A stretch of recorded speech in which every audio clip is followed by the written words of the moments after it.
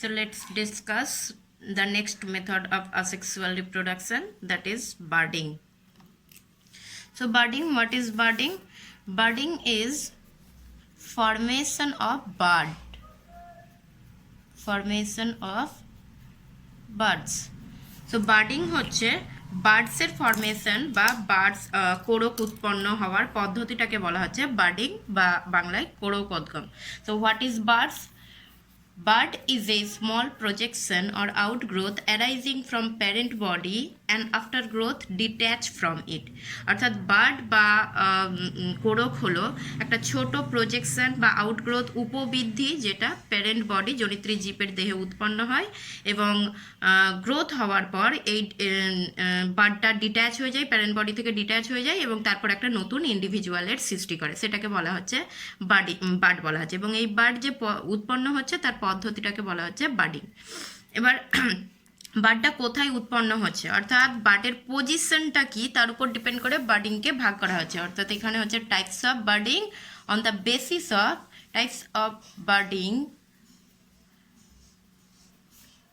on the basis of position of bud. Position of bud. তো bird parent বডির কোথায় উৎপন্ন হচ্ছে তার উপর ডিপেন্ড করে বার্ডিংকে ভাগ করছি আমরা।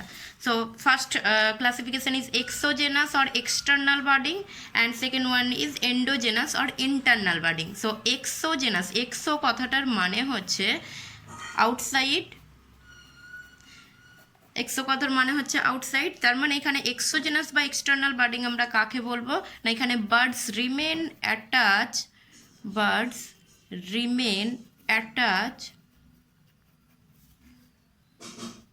on the outer surface of parent body. অর্থাৎ যদি জনিত্রী জীবের দেহের চারপাশে বাইরে বার্ডটা উপস্থিত থাকে তাহলে সেটাকে বলবো আমরা এক্সোজেনাস বার্ডিং বা এক্সটার্নাল বার্ডিং বলবো সেখানে। তার মানে এখানে bird can be seen from outside, so বাইরে থেকেই আমরা বার্ডটাকে দেখতে পাবো। এবং এগুলো কোথায় পাওয়া যায়, এক্সোজেনাস বার্ডিং কোথায় দেখতে পাবো আমরা, এখানে দেখতে পাওয়া যায় ইস্টের মধ্যে দেখতে পাওয়া যায়, এছাড়া হাইড্রা, ইস্ট, হাইড্রা এটসেট্রা এদের মধ্যে এক্সোজেনাস বার্ডিং দেখতে পাওয়া যায়। সো আমি ইস্টের এখানে এক্সাম্পল দিচ্ছি, এটা হচ্ছে একটা east body, parent body and unicellular fungus. East হচ্ছে ইউনিসেলুলার ফাঙ্গাস আমরা জানি। সো এখানে নিউক্লিয়াস রয়েছে, এটা হচ্ছে ইস্টের টোটাল স্ট্রাকচার অ্যান্ড এটা হচ্ছে বার্ডিং, অর্থাৎ ইস্টের বাইরের চারপাশে একটা স্মল প্রজেকশন বা একটা স্মল আউটগ্রোথ সৃষ্টি হয়েছে, এটা হচ্ছে bud. So bud can be formed by repeated cell division, অর্থাৎ এই পোর্শনে ইস্টের এই পোর্শনে রিপিটেড সেল ডিভিশন হয়েছে এবং তারপর এখানে বার্ড তৈরি হয়েছে এবং তারপর এই বার্ডটা আস্তে আস্তে গ্রো করতে থাকবে। অর্থাৎ এইখানে ছোট একটা বার্ড দেখিয়েছি আমরা, তারপর বার্ডটা গ্রো করছে অ্যান্ড এইখানে এই নিউক্লিয়াসটাই ডিভাইড হয়ে দুটো নিউক্লিয়াস তৈরি করেছে, একটা প্যারেন্টাল বডির মধ্যে রয়েছে আর একটা বার্ডের মধ্যে প্রবেশ করেছে। এরপর বার্ডটা গ্রো হয়ে যাওয়ার পর এখান থেকে এই পোর্শন থেকে ডিট্যাচ হয়ে গেছে, ডিট্যাচ হয়ে গিয়ে এটা ডটার সেল তৈরি করেছে বা অফস্প্রিং তৈরি করেছে। সো এটা হচ্ছে টোটাল এক্সোজেনাস বার্ডিংয়ের প্রসেস। সো এখানে এক্সোজেনাস বার্ডিংয়ের ক্ষেত্রে যেটা হচ্ছে তাহলে যে বার্ডটা হচ্ছে আউটার সারফেসে তৈরি হবে এবং বার্ডটা গ্রো করবে এবং গ্রো করার জন্য যে নিউট্রিশন দরকার সেটা প্যারেন্টাল বডি থেকে সংগ্রহ করবে, তারপর প্যারেন্টাল বডির মতো গ্রো করার পর প্যারেন্ট বডির মতো হয়ে যাওয়ার পর প্যারেন্ট বডি থেকে ডিট্যাচ করে নিউ একটা ইন্ডিভিজুয়াল বা নিউ ডটার সেলের সৃষ্টি করছে। সো এখানে প্যারেন্ট বডির কিন্তু যেটা মনে রাখার বিষয়, প্যারেন্ট বডির কিন্তু এক্সিস্টেন্স কিন্তু শেষ হচ্ছে না, parent body as it is যেমন ছিল আগে সেই রকমই রয়েছে। সো বাইনারি ফিশনে যেমন আমরা দেখছিলাম যে প্যারেন্ট বডি সেখানে এন্টিটি লস্ট করছিল, এখানে কিন্তু তা নয়, এই প্যারেন্ট বডিটাই আবার ফার্দার বার্ড হতে পারে এবং আবার ফার্দার এটা একটা নতুন ইন্ডিভিজুয়াল সৃষ্টি করতে পারে। সো এটা হচ্ছে এক্সোজেনাস বা external budding. It also happen in hydra, হাইড্রার ক্ষেত্রেও আমরা এরকম এক্সোজেনাস বা এক্সটার্নাল বার্ডিং দেখতে পাবো। নেক্সট মুভিং টু এন্ডোজেনাস আর internal budding. So endogenous, endo কথাটার মানে হচ্ছে ইনসাইড। সো এখানে বার্ডটা প্যারেন্ট বডির ভিতরে তৈরি হবে। So bird present inside parent body. So parent body বা জনিত্রী জীবের দেহের অভ্যন্তরে এখানে বার্ডস তৈরি হবে। That means we can not C the birds from outside, বাইরে থেকে আমরা কিন্তু এই ধরনের বার্ডস দেখতে পাবো না। সো এই এন্ডোজেনাস বা ইন্টারনাল বার্ডিং যে দেখতে পাওয়া যায় সেটা হচ্ছে in some fresh water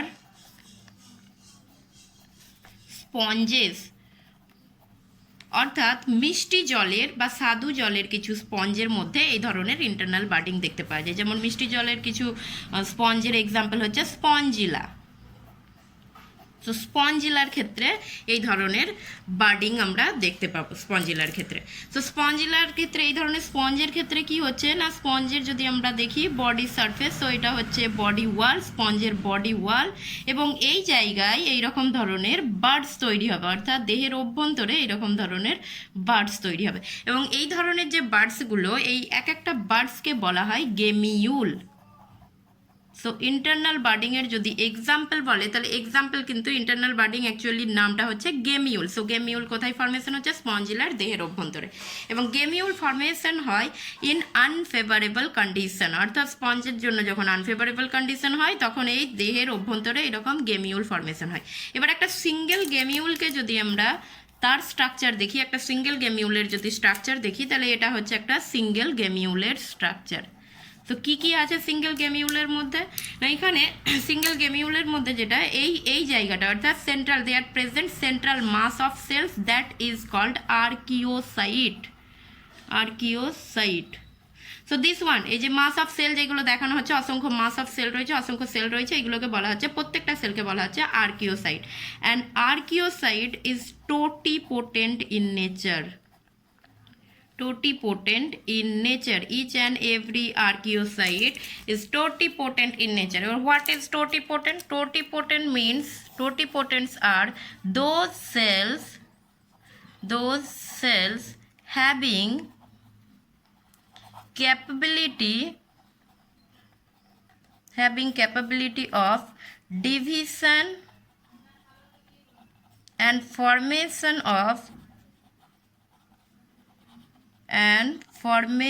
of whole individual, whole or complete individual.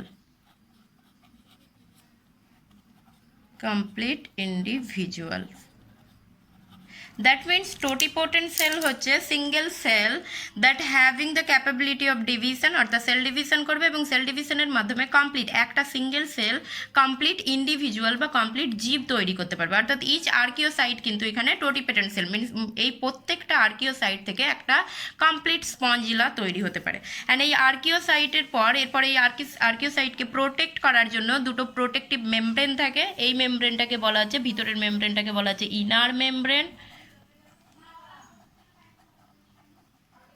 and this one is outer membrane.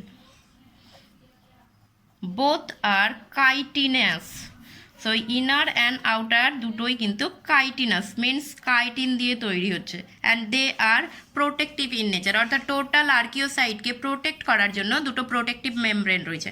and this one is spicule.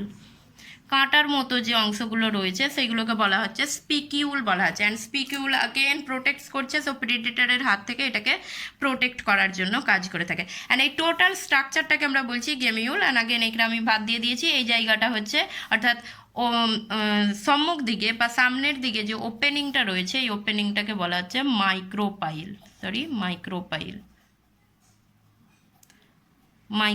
So এই ওপেনিংটাকে বলা হচ্ছে মাইক্রোপাইল। সো টোটাল স্ট্রাকচারটাকে বলা হচ্ছে গেমিউল, অর্থাৎ টোটাল স্ট্রাকচারের মধ্যে আমরা দেখতে পাচ্ছি central mass of cell that is called archaeocyte. Archaeocyte is surrounded by two membrane, inner membrane and outer membrane, that is chitinous in nature, and in membrane there is some spicule, there is some spike like structure that is called spicule, and both are protective in nature. And in anterior place there is an opening that is called micropyle.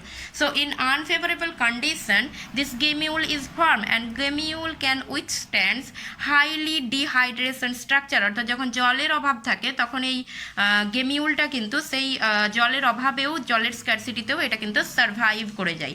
এবং তারপর autumn যখন হয়, অটমে sponge মারা যাচ্ছে এবং এই গেমিউলগুলোকে ছেড়ে যাচ্ছে, এবং যখন ফেভারেবল কন্ডিশন আসছে তখন এই ওপেনিং থেকে, মিনস মাইক্রোপাইল থেকে এক একটা আর্কিওসাইট বেরিয়ে আসবে, অর্থাৎ এই জায়গা থেকে এক একটা আর্কিওসাইট বেরিয়ে আসবে, অ্যান্ড এই আর্কিওসাইটগুলো এক একটা স্পঞ্জিলার সৃষ্টি করবে। সো এটা যেহেতু স্পঞ্জের দেহের ভিতরে তৈরি হয়, সেই জন্য এটাকে বলা হচ্ছে বাড বলা হচ্ছে, অ্যান্ড এই বাডটা হচ্ছে অ্যাকচুয়ালি গেমিউল।